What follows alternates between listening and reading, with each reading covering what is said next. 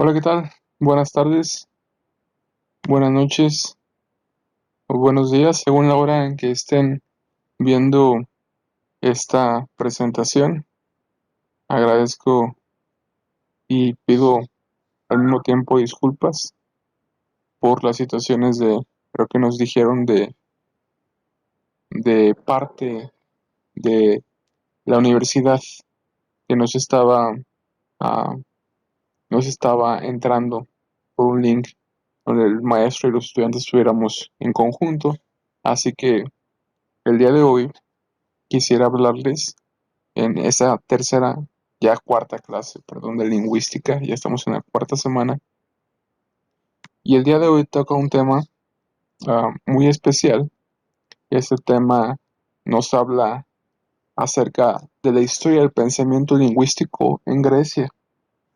Y es importante que nosotros tengamos la noción acerca del contexto histórico de la lingüística, ¿no? Es para poder desarrollar en un tiempo venidero eh, la cuestión del lenguaje en un porcentaje alto. Aquí voy a dar una breve introducción de la historia del pensamiento lingüístico antes de Grecia y el desarrollo de esta en la Grecia clásica. Primero, antes de Grecia, tenemos el Partenón. Bueno, en la antigüedad, cuando aún no existía el pensamiento pues moderno, esto se creía siempre en cuestión divina, que se encontraba todo gracias a la divinidad en ese sentido, ¿no? Y que en cierto modo los mitos eran explicaciones o cosas que no podían entender. Por ejemplo, el mito de la Torre de Babel, ¿no? Que está en la Biblia, este libro que puede tomarse en un sentido no científico, pero hay cuestiones históricas que son marcadas por contextos y por estudios. Bueno, entonces primero, antes de iniciar con la Grecia, entendemos como la India antigua, que son los primeros en estudiar lenguaje, y esos fueron los indios seguidores de Grecia y Roma, en concreto Panini, quien estudió lo que para él era un idioma elevado, el sánscrito, y que está escrito en modo de aforismo. Escribió entonces el Ashtadhyayi sobre la gramática de esta lengua, y este gran hombre, Panini, fue el primero en explicar el morfema ser, que ya más adelante lo explicaremos. Bueno, ahí tenemos el libro, la portada de este libro. Bueno, ahora ya metiéndonos en Grecia, vámonos a, ya dentro de la cuestión lingüística, donde los griegos de la época clásica eran conscientes pues, de la existencia de los pueblos que hablaban lenguas diferentes del griego, como de las divisiones dialectas. O sea, ellos estaban conscientes totalmente de esta gran diversidad. Por supuesto que desde un inicio habíamos estudiado anteriormente y en la investigación que ustedes hicieron acerca de las diferentes lenguas que se hablaban, pero simplemente la división era entre la población grecohablante y las otras aldeas o pueblos. Y pese a que se referían a esas lenguas de manera despectivas, o sea, un tanto de que tenían menos valor que ellas, pues las consideraban bárbaras. Pero aún así, fíjense bien, que eran nichos eran los griegos. Contaban con traductores especializados para poder comerciar y establecer relaciones diplomáticas con los demás territorios. Pues sí, claramente está que deberían de ser, los griegos eran listos, ¿no? Entonces, en este sentido, tenían personas que traducían. Entonces, fíjense bien, esta se consideraba que la cultura griega inaugura la tradición lingüística occidental. Como ellos empiezan con estos estudios gramáticos y son los que establecen las categorías gramaticales y la clarificación de las palabras tal y como las conocemos hoy en día. O sea que el estudio de la lingüística era necesario en aquella época. Fíjense desde cuándo, desde la época de los griegos, puesto que como hemos dicho anteriormente existían hablantes extranjeros y ellos eran conscientes de ello. Por eso deberían de establecer tanto en su lenguaje algo que definiera quién eran en cuanto a sus palabras y expresiones, pero también en cuanto a cómo darnos a entender a los demás y que los demás entiendan nuestro lenguaje, ¿vale? Entonces, aquí tenemos un personaje que es Georgias de Cilicia, que fue el más admirado maestro de retórica de la antigua sofística, y que a mediados del siglo V empezó a impartir lecciones de retórica y elocuencia a los jóvenes que pretendían dedicarse a la carrera política, y entonces estudiaba la retórica en el lenguaje con el fin de persuadir al receptor. Entonces, eso es algo muy común en cuanto a los escritos que conocemos, en donde básicamente todo es cuestión eh, de persuadir a todos, a todo el que lea, a todo el que se acerque a, a una cuestión de los griegos, ¿vale? Bueno, entonces empezaron a discutirse dos cuestiones importantes. La primera, según Heráclito, es el origen de la lengua como algo divino, y según Demócrito, el lenguaje es de origen puramente convencional debido a la necesidad comunicativa de los hombres. Entonces, vean, fíjense dos cuestiones importantísimas que hasta hoy en día se sigue, hasta tiene un valor muy grande en cuanto a la cultura. O sea, la cultura en cuanto a todo lo que nosotros conocemos como comunicación entre pueblos, pero también la cultura en cuanto a nuestras creencias. Entonces, desde aquí se empezaron a discutir estas dos cuestiones.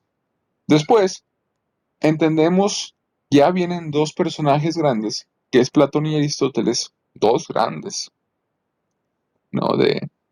Que fueron los mayores precursores de esta polémica, y así nacieron dos teorías. La naturalista, claramente apoyada por Platón, que considera que entre las cosas y las palabras que las nombran hay una relación directa y propia, y que a cada cosa le corresponde un único y verdadero nombre. Es decir, que la casa le corresponde natural y directamente a la palabra casa, y que no podría haber una mejor manera de nombrarla, ¿no? Es simplemente que las cosas se nombran como, como su característica inicial.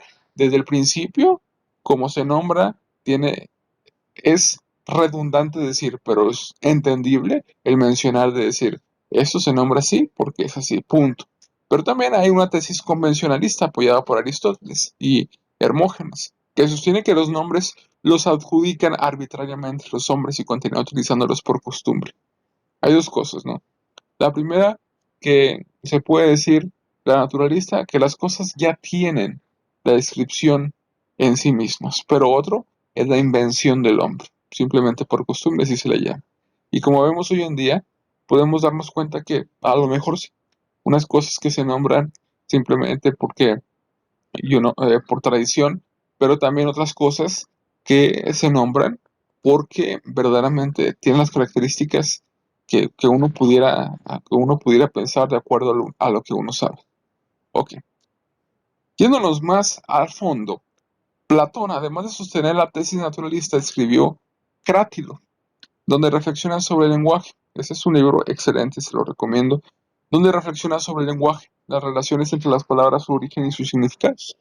Así pues, plantea un debate sobre la naturalidad o convencionalidad de las palabras, en el que interviene otro gran personaje, Sócrates. Y aquí la historia de la lingüística ha apreciado en esta obra un antecedente de la teoría del signo lingüístico, pero ha tenido dificultades para interpretarla porque la intención del diálogo excede el ámbito del lenguaje.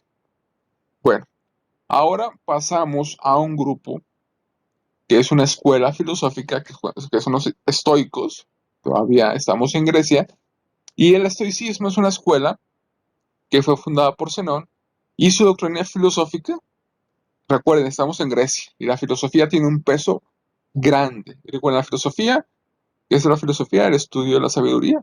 Y entonces, al estudiar la sabiduría, pues hay que entender al hombre en su contexto, y uno de los contextos grandes es el lenguaje.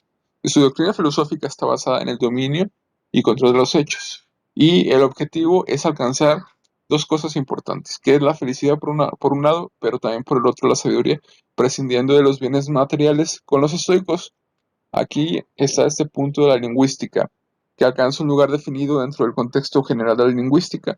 Y vienen varios puntos importantes. El primero es que Zenón tendió a rechazar el idealismo platónico, la cuestión que, que habíamos visto anteriormente, pero también adoptaron un punto de vista entre la anomalía y la analogía.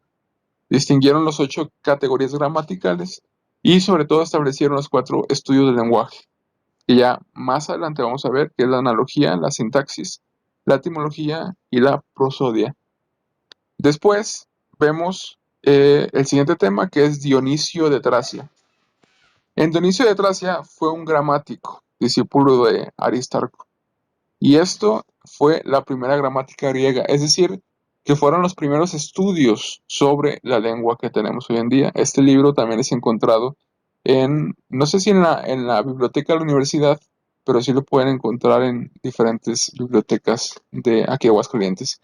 Y esto se centra en la morfología, que ya es parte importante de la oración, este sistema gramatical que tiene las partes de la oración y sobre todo ya tiene el estilo y las figuras literarias. Entonces ya a partir de este año del año 170 al 90 antes de Cristo, este hombre Dionisio de Tracia ya empieza con ya algo, pues base de lo que sería la lingüística en sí de hoy. Bueno, aquí va a venir un video que lo van a tener ustedes sobre la breve historia de la lingüística, que lo pueden ver ustedes en su casa. Aquí ya nada más nosotros, yo se lo voy a poner así un poquito. Y para finalizar, aquí tienen la bibliografía que pueden darle clic. Tienen la de Alberto Díaz, un buen escritor, eh, Evolución de la Lingüística, Jorge Alejandro Flores, El lenguaje del pensamiento griego, y Silvia Dols, El pensamiento lingüístico. Bueno, entonces eso sería todo y nos vemos la siguiente clase. Recuerden que la siguiente semana tenemos examen. Va a aparecer en el portal y entonces cualquier duda por la plataforma me lo hacen saber.